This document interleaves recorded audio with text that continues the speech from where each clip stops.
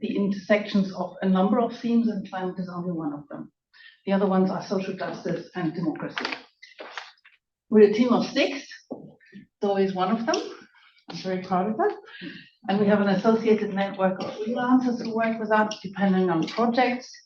And next to our thematic expertise in these various areas, our core competencies are communications, strategic communications, campaigning, public affairs, journalism, but also, and I'm very proud of that, things like political didactics, social work, and mental health. And we don't just want to be a think tank, we actually want to be a do tank. We work based on evidence, so in academic research, and that's a very exciting side of this work. But our goal ultimately is to talk to positive change and to do so by working with alternative futures. Hence our name, Talking Hope, and hence our claim, imagine tomorrow, then change today. To explain this and to present our conceptual framework, I'd like to go a little bit into the backstory. When I founded Talking Hope 2 years ago, I did that largely out of frustration. Out of frustration, I worked as a communications director for a number of think tanks and climate organizations. Before that, I was a journalism for quite long. So I'm a communications person, and I was just frustrated because I thought 50 years after the Club of Rome report, it just can't be that we are still failing to actually engage the people to the extent that we need to. It's a bit like we're still on the Titanic, and we keep staring at the iceberg instead of heading to the lifeboats, with the one big difference, we actually have enough lifeboats. So I just thought, can't be. The other one was, and I say this quite openly, I must admit that I very often feel very uneasy about the climate movement, and certainly not at home. So this is my story now. I grew up in a family. My parents both started out working in a textile factory when they were young. They later trained as a social worker and as a kindergartner. I have 3 siblings. Later, I was a single mom for many years. I certainly had better jobs than many single moms, but I still remember times of really being worried. I still remember at the worst time, the difference between a tin of sliced tomatoes and a tin of not sliced tomatoes was 5 cents. So, and that mattered to me at the time. So I'm telling you this because, I'm a bit out of breath. I'm telling you this because it's basically my personal story of something that I consider more general. And I think this more general problem stands in the way of us actually achieving the decarbonization goals that we have. And not just that, it hinders it, it's actually becoming worse at the moment. And my key argument is that we need to go beyond climate to be able to address climate, and if we want to succeed in decarbonizing our way of life. In fact, I would even go as far as saying we should talk less about climate to be more successful with our climate goal. And we should talk more about people, about the way we interrelate, we live, what we hope for, how we feel, how we want to live, and what we're longing for and what we're missing. We need new narrative strategies, I think, that take into account a very set of specific challenges. These challenges stand in the way of many people's both willingness and capacity to embrace the climate transition. And in particular, they stop the less well-off and the socially disadvantaged communities from coming on board. And those are the communities largely which we haven't got on board, but which we will need on board to have that all-encompassing social support that we need. So these challenges, which I even would call crises in themselves, revolve around 3 particular fields or issues. The first one is mental health. I think we are experiencing a real confidence crisis. A huge number of people, both individually and collectively, feel an overwhelming lack of confidence that positive change is even possible and that we are able to effect it. The second one is social justice. We are in the midst of a growing inequality crisis. People are increasingly aware of a rising gap in equality, in wealth, in income, and not just in terms of the climate transition, but in general. their general life experience. And the third one is democracy. We're suffering from a crisis of participation. There's a growing disconnect from politics. A large number of people feel that they have no way to participate and that they also have little say in political decision making. So, to put it in a nutshell, we're not just facing a climate crisis, we are facing a mental health, a social justice, and a democracy crisis. And my argument is that we can only communicate successfully on climate if we address these other issues as well. There is a lot of evidence that I think supports these observations, and I'm just going to present some selectively, and I'm also focusing on young people because this is something that is very much at our heart. So according to Bahar Rumelili, I think it's a beautiful description, anxiety is our public mood today, our collective way of being attuned to the world. And of course, this isn't surprising. As the Lancet, this study has been quoted a couple of times already, has summed it up. A person in 2006, born in 2006, will have gone through the Great Recession and the subsequent austerity measures, a pandemic with disrupted schooling and social isolation, a cost of living crisis, war in Europe, and a world coming to terms with the magnitude of climate change. I have 2 daughters and I can hear this every day. But what I think 4 nuances in this word anxiety, which involves a whole lot of things, are particularly striking, I find, in the mental health data. One is this missing belief that solutions are even possible. The second thing is the feeling of powerless to actually affect change. The third one is the distrust in political decision makers. And the fourth one is a very strong sense of loneliness. Just switch again. Here's some data. This is the Hickman story. At the top, 75% of young people find the future frightening. 65% say governments are failing us. Then now it's a different survey. 45% of 18 to 25-year-olds in the US are saying generally things are falling apart. And there's a big loneliness experiment, I think that was quoted before as well. 40% of young people say, I feel lonely. And interestingly, that number hasn't gone down much after the pandemic. The lack of confidence in the future and possible solutions, perceived lack of self-efficacy, and lack of connection are the key words. And these feelings are like a mountain in the way of any discussion on climate. So to put it in a nutshell again, if I don't believe that anything can be done, if I don't believe that I can do anything, why should I start in the first place? The next crisis is the crisis of inequality, which is made worse by this, which also comes to this crisis of confidence. You can switch again now, yeah.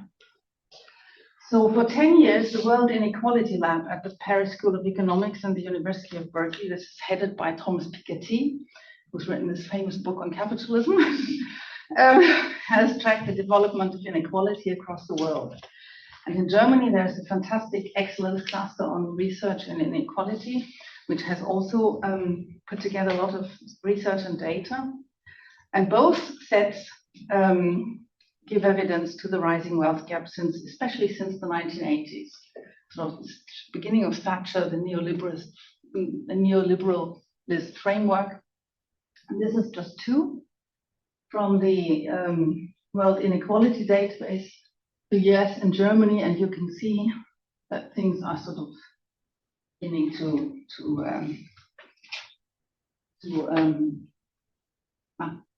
the gap is increasing. If you switch again, please. In Germany, a whopping 72% of people feel that the inequality in income and wealth has risen since 2000, and 47% think that it has grown significantly. And next one, please. Another 40% of them think that life will be even harder for the younger generation because they believe they have less opportunity. So the climate transition doesn't just unfold sort of against the backdrop of this confidence crisis, it also unfolds against the backdrop of a real equality crisis. And I haven't even mentioned the fact that, of course, the climate transition itself is the biggest redistributional challenge we are actually facing today. Steffen Mauer is a big researcher of that in Germany. So, and there is something else, which I actually feel we need to recognize with far more critical self-awareness. Doesn't the climate movement itself have a massive inequality problem? We said a lot of that this morning. Research, for instance, has shown that, if you switch to the next one, please, that the composition of Fridays for Future is predominantly urban and academic. This is from an analysis of protesters at 2 big Fridays for Future rallies in Germany. And it showed that 59%, 50%, or almost 51, were not just students, but they actually had a completed academic background. And the number of people with a first generation migration background was at 3.4, so 3 out of 100. So minority communities or socially disadvantaged communities are far less represented in both the climate movement and the development of climate policies.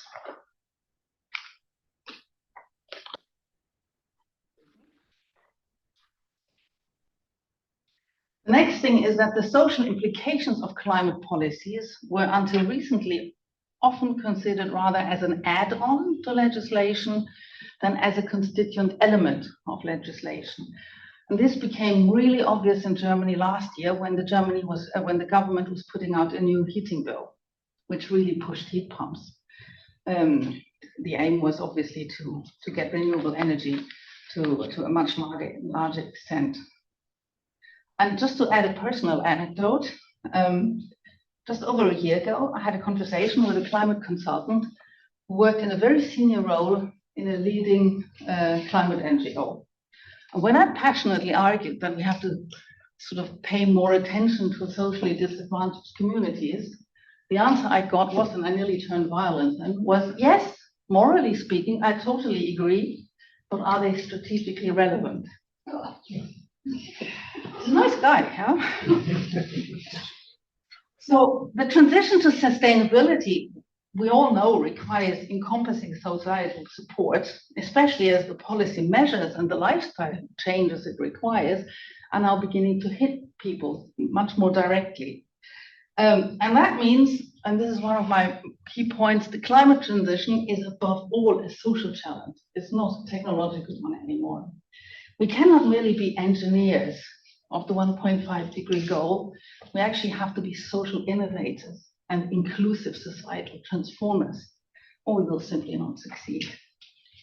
So to put it bluntly again, why on earth should somebody who is barely scraping by today support, let alone help, shoulder the costs of the climate transition if he remains just as disadvantaged afterwards? So my dream is not just a sustainable world, I want much more than that. And also, how is the climate transition actually supposed to even reach the goal of sustainability if its solutions are socially biased and it therefore fails to cover significant parts of the population? So we can do it, you can do it, and you will benefit. These are the messages then that effective climate communication and effective climate policies also have to convey. The latter aspect, or the latter message, ties in directly with what I call the third crisis, the democracy or participation crisis. As we have observed in Germany over the past 2 years, but also in many other countries, climate has become a matter of identity politics and culture wars. Last year, we ran a communications campaign focusing on this new heating law in Germany. And as part of our campaign, we carried out a very detailed discursive analysis of the narrative patterns and storylines in the political debate, especially around heat pumps. And down to a T, we found how anti-climate and anti-democracy narratives were merged by populist politicians and media outlets. And what is very interesting, the mix also showed that populism does not only play on identity narratives, but also heavily relies on social policy ones. The far-right AfD even focused their campaign on it. The Greens are taking money off the poor. That was the key message. If you go to the next slide, please. No, sorry, next one. That one. So this is some of their Instagram material. Unsocial heating hammer, disadvantages low income is the one on the left, and Habeck, our economics and climate minister, takes the money from the poor and gives it to the rich. And this is the wordplay. Greichen was the name of his state secretary.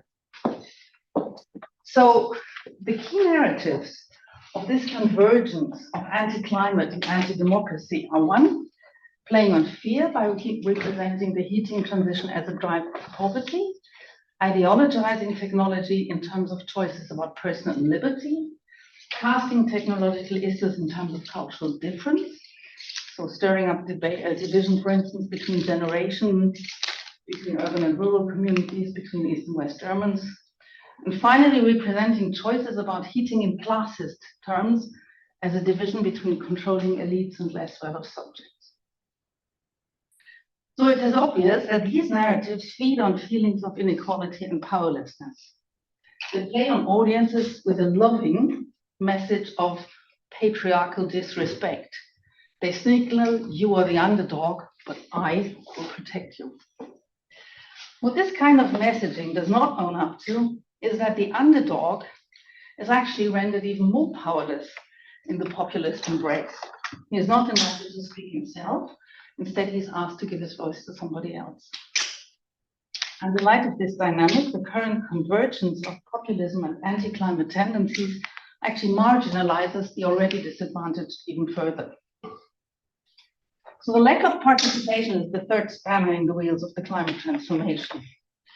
Why? Because powerlessness serves power. Lack of participation fosters more lack of participation. And in doing so, it perpetuates the status quo.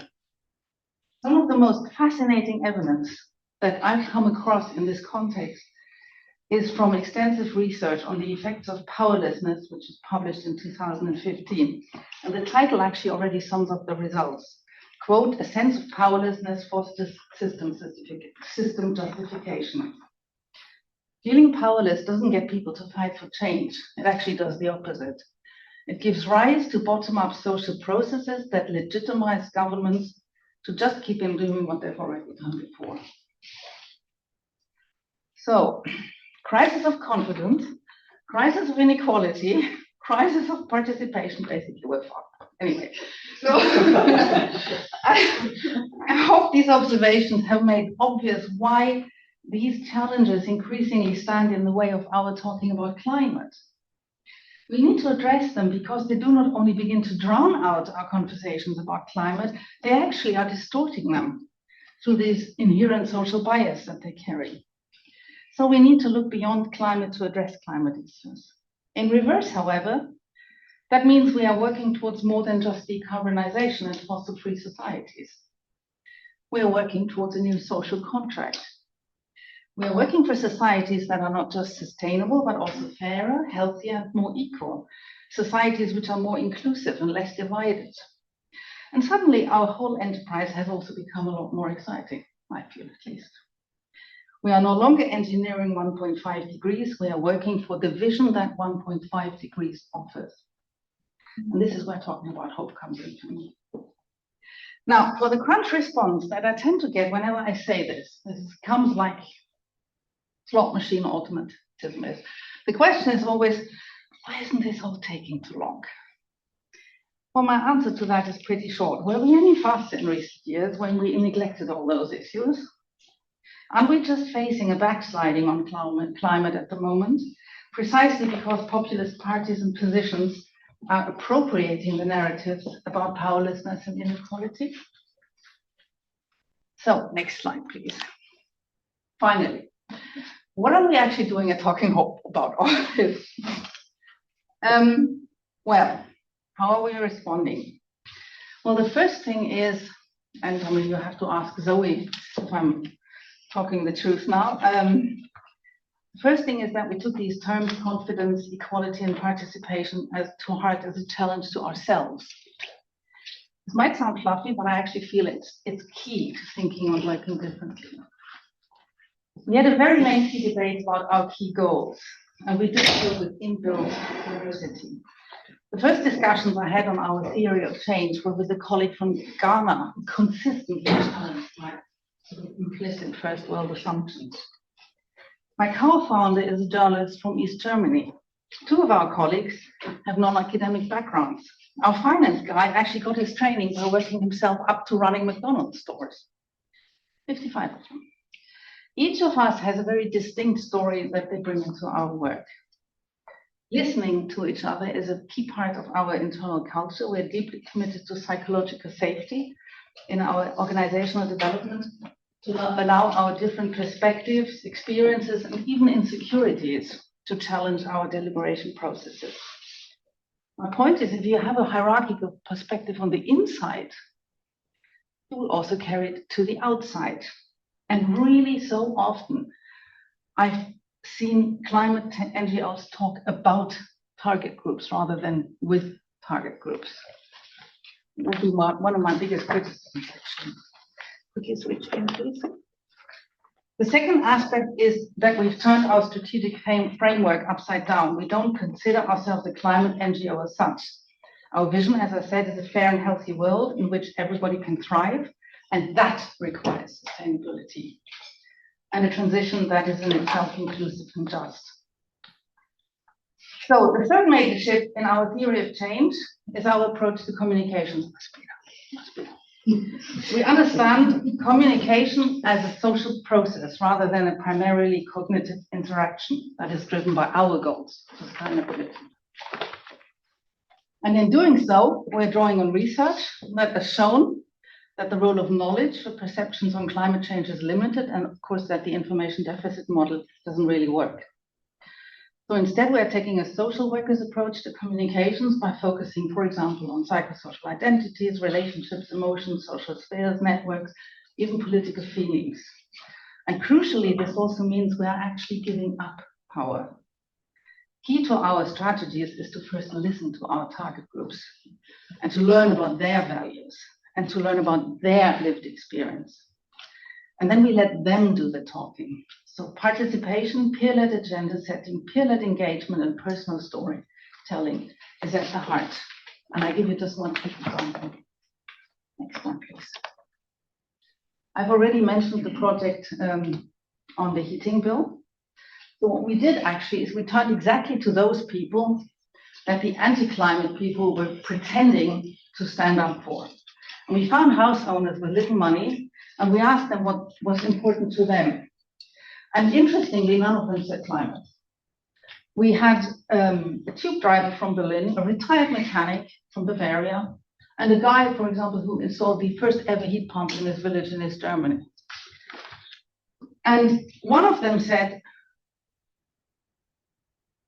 who really scraped by, he said, well, they installed a heat pump because they were afraid that they were facing old age with little money and they wanted to be independent enough to control what they spent on energy. The old guy from Bavaria said, this is for me a matter about faith. We have to protect God's creation. I mean, in his spare time, he's cleaning up little chapels in the forest. So for all of them, being able to save money was actually the huge argument. We turned that into a campaign, which had a reach of 70 million in the end, where they simply told these sort of, how do we do it story. I'm skipping the current project now because the woman who's pressing me on the left. So, but there is one very important implication to this social process approach to communications. It's a much more open process. And it requires something that all of us mission-driven sort of climate activists find quite difficult. Actually, we must invest trust and confidence in this open process and in our target group. And we also must invest patience. It's a bit like if you want to go fast, go slowly. But the evidence is on our side. There are really interesting studies out. One, which I quote all the time, is what really makes people act on climate change. And this is a big meta study which pooled the results of 430 studies. And guess what was not at the top of the list? Education. It was at the bottom. What was at the top of the list was peer exchange and social pressure. So it's basically the conversation over the garden fence. And when we did this project, it was nothing more than sort of pushing the conversation across the garden fence into a much bigger sphere. it's the space between the personal and the social where it really gets, where we get change. And there's evidence as well that young people are driven to environmentally protective behavior when they collect and come together and then start talking, and then it sort of emerges. So I keep claiming I'm a historian originally. History is on our side, because if you look at transformation research, and you look at what has actually driven all large-scale transformations in history, whether it's for the abolition of slavery, the emancipation of women, workers' rights, any big one, it always starts with what I tend to call, next one please, and the next one, that one. I call these my historical clowns, and Rob Hopkins is one of them. Transformation research shows that real societal change, the big one, always started with people who first had what was considered impossible dreams of the future, yet who then attracted others and grew into movements which ultimately reached social tipping points and shifted social and behavioral norms, until we looked back and we wondered how come it was a bit. So we Thank you.